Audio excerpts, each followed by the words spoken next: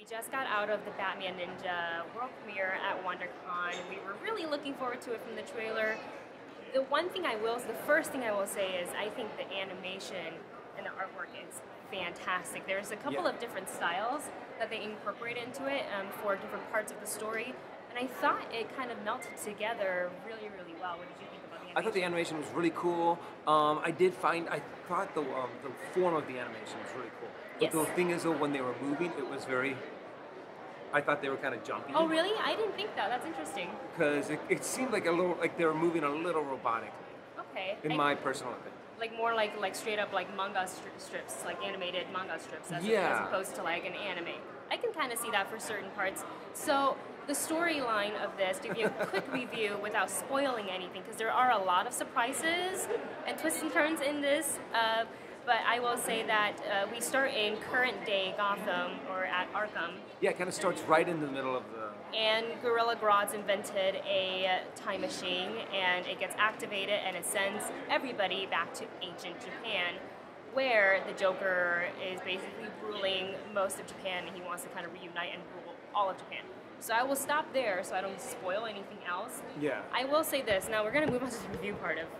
Sorry, all right. The review part of this movie. I really liked the first half. I mean, I really liked it. I thought the storyline was solid. I thought the fighting style and the animation was fantastic. You? First half? I thought the first half was... I thought it was cool. It was fun. I feel like I liked it more than you in the first part. Yeah.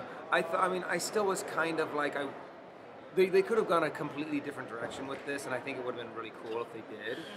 But the animation was cool, the fighting was cool at the beginning, and... I even liked the storyline where they kind of kept it more simple. It was your formulaic, but not in a bad way, Batman versus the Joker. Yeah. And then and that's kind of... Go ahead. Yeah, and then that's what the scene that they were going for, is that they were going to be going, okay, cool, this is going to be old-timey Japan, and it's going to have this,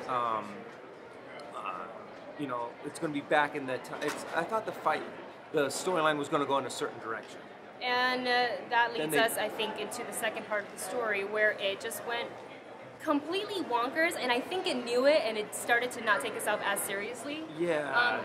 So for me, it was a little bit more accepting, because there were some parts where I was like, what the hell is going on? What is happening? But I'm not completely hating it at the same time. I'm just the opposite. I did not like it. I mean, once they kind of took this turn, went off in the other direction. I mean, like a hard right turn. What the heck is... Hard right turn.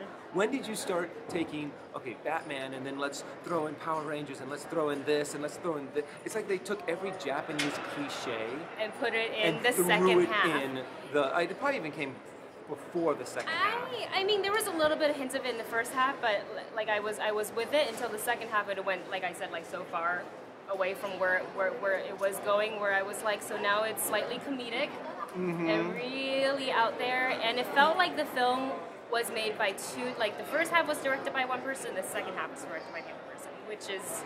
And it's funny because you can actually... Probably not what happened. You can actually hear the moments in the theater where people were like, what the heck is this? Where they were actually starting to laugh at what was going on. Oh my God. And you're like, people shouldn't be laughing at this part.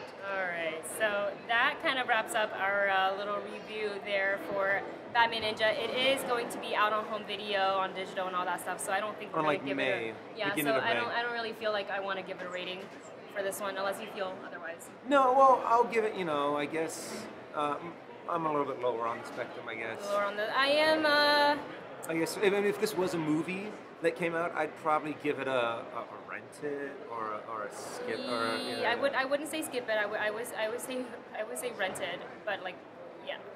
Maybe if you got like a discount. That's why we're not rating it, because it's kind of like, if you accept it for what it is, I think you'll really like it. But for half of me, where I'm just like, what? It's just so out there for the second half.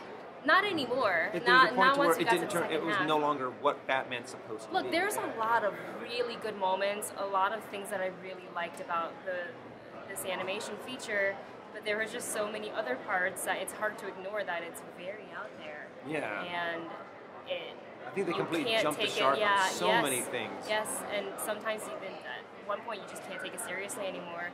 And that is that. But props to the animation and the voice cast. I still think overall, it's a really fun project to watch. Yeah. So if you're curious about it, check it out. Hope you enjoyed this review, and we will keep continuing with our coverage from Comic-Con. WonderCon. WonderCon.